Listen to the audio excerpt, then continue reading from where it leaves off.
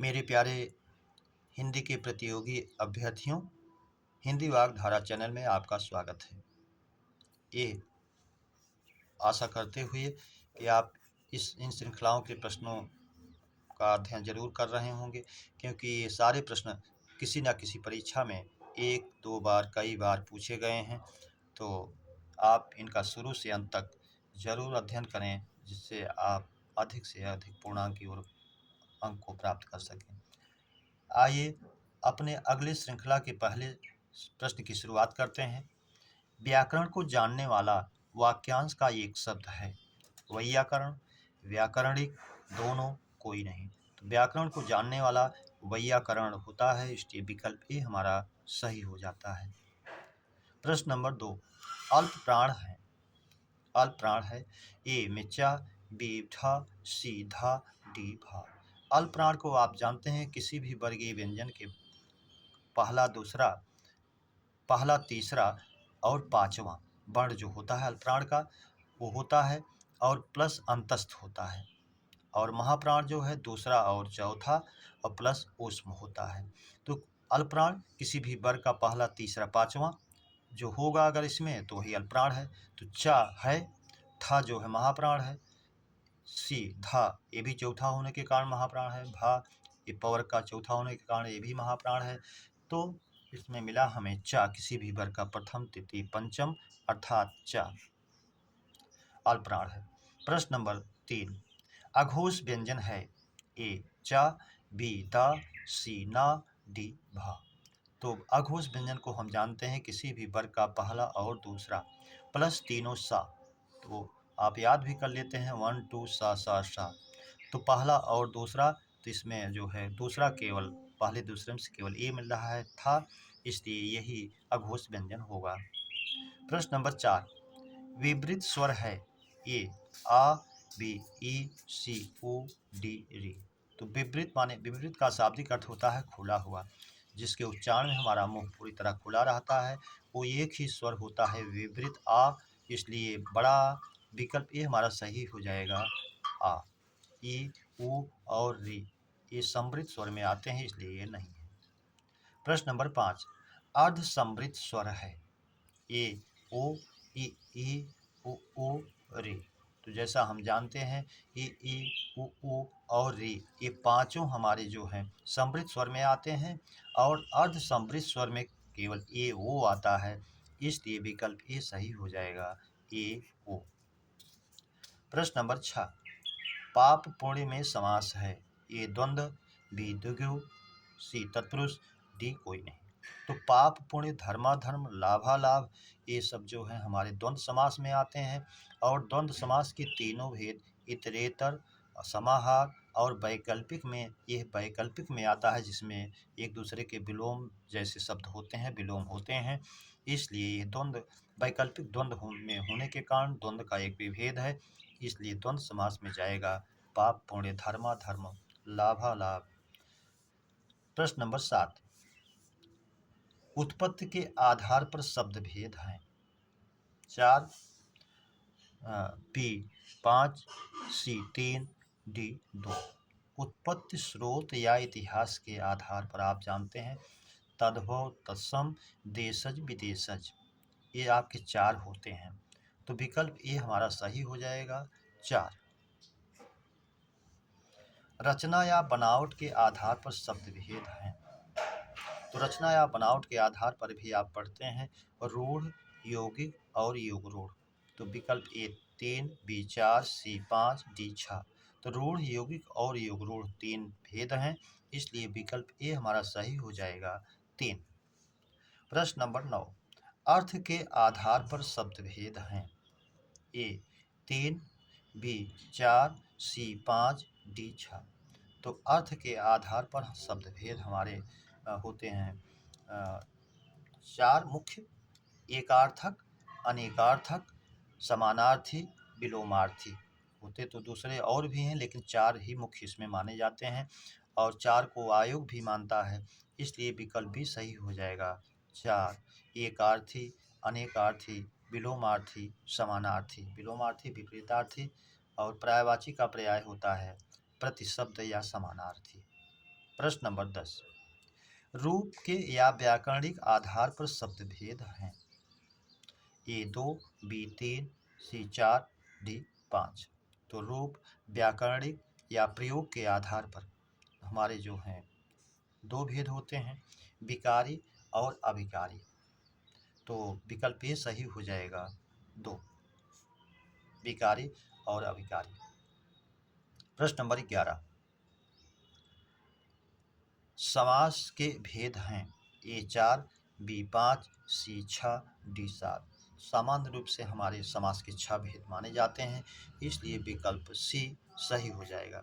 यदि 6 नहीं दिया है संख्या, 4 दिया है, 5 दिया है, 7 दिया है, 2 दिया है, तो ऐसी दशा में आप 4 ही माने, क्योंकि कर्मधारय और द्विगु को तत्पुरुष समास का भेद माना जाता है। लेकिन प्रायः आपकी परीक्षाओं में 4 नहीं पूछ के 6 ही पूछता है, तो आप 6 को ही जानिए। प्रश्न नंबर 12, नौकर गांव तक गया में वाक्य है। ए क्रिया विशेषण, बी संबंध बोधक, सी समुच्चय बोधक, डी विस्मयादि बोधक। तो नौकर गांव तक गया, अब इसमें तक जो है गांव का संबंध गया क्रियार्थक क्रिया से जोड़ रहा है, इसलिए संबंध बता रहा है, तो संबंध बोधक होगा। विकल्प बी हमारा सही हो जाएगा, संबंध बोधक।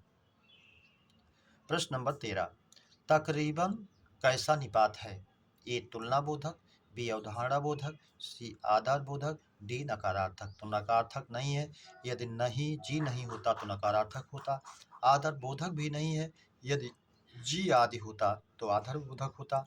अवधारणा बोधक आप जानते हैं, ठीक, करीब, तकरीबन, लगभग, इनमें से पूछता है तो अवधारणा बोधक होता है, इसलिए विकल्प भी हमारा सही हो जाएगा, अवधारणा बोधक। ए तुलना बोधक नहीं है, अगर सा आदि होता तो तुलना बोधक में जाता है। प्रश्न नंबर 14, निपात के प्रकार हैं। ए 6, बी 7, डी सी 8, डी 9। तो आप जानते हैं निपात के 9 प्रकार होते हैं, इसलिए विकल्प डी हमारा सही हो जाएगा, 9। प्रश्न नंबर 15, बिहारी ने सतसई की रचना की, रेखांकित में समास है।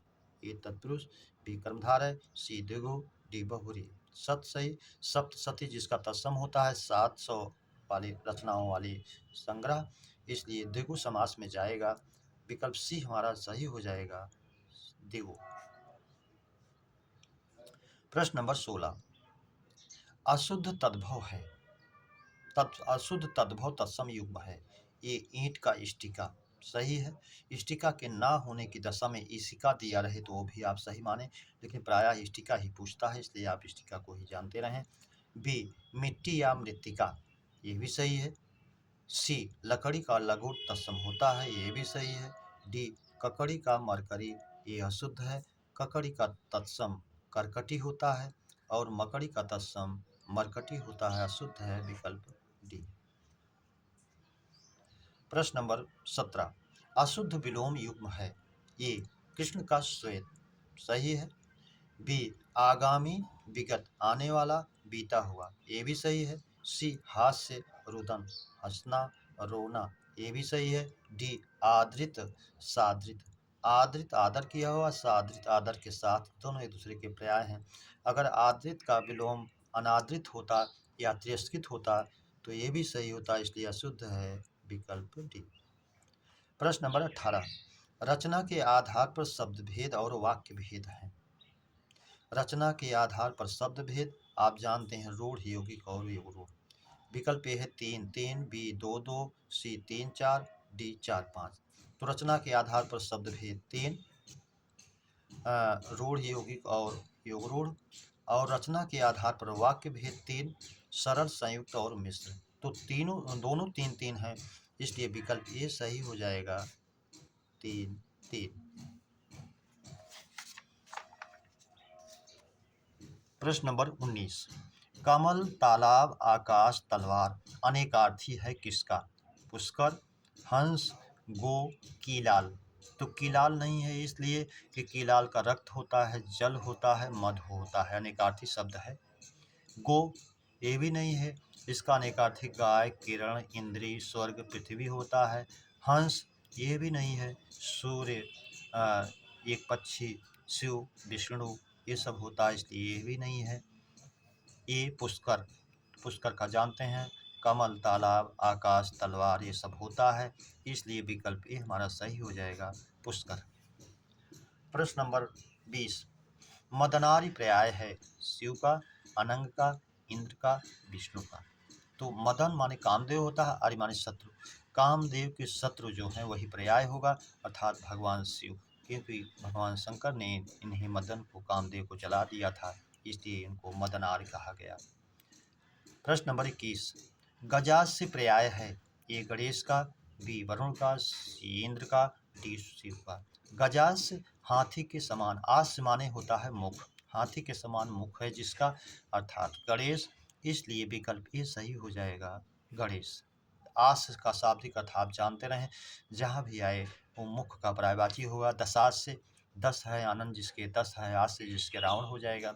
मकर केतु पर्याय है ए अनंग का, बी शिव का, सी विष्णु का, डी अग्नि का। तो मकर, मगर जो है जिसके, जो केतु है ध्वज है, तो एक देवता ऐसे हैं अनंग, कामदेव, जिनके ध्वज पर एक ओर मीन केतु है, दूसरी ओर मकर केतु है। एक मकरी का चिन्ह, मछली का चिन्ह बना हुआ, एक तरफ दूसरी तरफ मगर का बना हुआ, वो अनंग है, इसलिए विकल्प ये सही हो जाएगा। चाहे मीन केतु कहे चाहे मकर केतु कहे, दोनों अनंग का, कामदेव का पर्यायवाची हो जाता है। प्रश्न नंबर 23, ससरिपु बरस सूर रिपु युगवर, हर रिपु कीन्हे घात, में रस है संयोग श्रृंगार, वियोग श्रृंगार, करुण, रौद्र। क्रोध की बात नहीं कही, करुण शोक की बात नहीं कही गई है, संयोग श्रृंगार की बात नहीं कही गई है वियोग श्रृंगार की बात। इसमें उस समय का वर्णन है जब गोपियों को संदेश दिया गया, तो गोपियाँ अपना वर्णन में कहती हैं कि ससरिपु बरस, शशि चंद्रमा के शत्रु, अर्थात सूर्य जब निकलता है दिन, तो दिन जो है वो बीत रहा है वर्ष के समान, और सूर्य रिपु, और सूर्य का उल्टा जो है, चंद्रमा जब रात में होती हैं तो रात होती है, तो वो युग के समान बीत रही है। वियोग का वर्णन किया गया है सूरदास जी के द्वारा, इसलिए वियोग श्रृंगार में जाएगा, जिसमें भगवान कृष्ण के वियोग की दशा का वर्णन गोपियों के द्वारा किया गया है, वियोग श्रृंगार। प्रश्न नंबर 24, उस काल मारे क्रोध के तन कांपने उसका लगा, मानो हवा के शोर से सोता हुआ सागर जगा, में रस है रौद्र, करुण, वियोग, शांत। तो यहाँ क्रोध की बात दर्शाई गई है, और क्रोध जो है रौद्र का स्थायी भाव है, इसलिए विकल्प ए सही हो जाएगा, रौद्र। प्रश्न नंबर 25, रहीमन तीन प्रकार ते हित अनहित पहचान, परबस परे परोस बस परे मामला जान, में छंद है दोहा, सोरठा, बरबै, उल्लाला। तो आप जानते हैं, काउंट भी कर लेते हैं आप कि कितने हैं, मात्राओं को गिनकर आप देख भी लेते हैं, या कभी कभी पढ़ के उच्चारण के आधार पर भी जान लेते हैं। तो हो जाएगा लघु, लघु, लघु, लघु, गोरु, लघु, लघु, गोरु, लघु, गोरु, लघु, लघु, लघु, लघु, लघु, लघु, लघु, लघु, गोरु, लघु। तो 2 2 4 2 6 1 7 1 8 3 11 2 13, 13 पर हमारी यति हो रही है, और दूसरे पर 2 3 4 5 6 7 8 2 10 1 11, 13 और 11, यानी दूसरे में भी पहले और तीसरे में जो है 13 13, दूसरे और चौथे में 11 11 मात्राएं जो दोहा की सूचक हैं, इसलिए विकल्प ये सही हो जाएगा, दोहा।